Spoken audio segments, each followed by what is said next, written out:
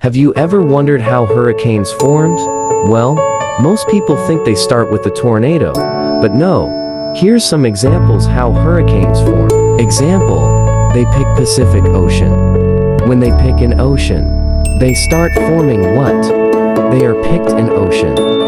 Then the hurricanes start fall their waters. Then the land starts raining.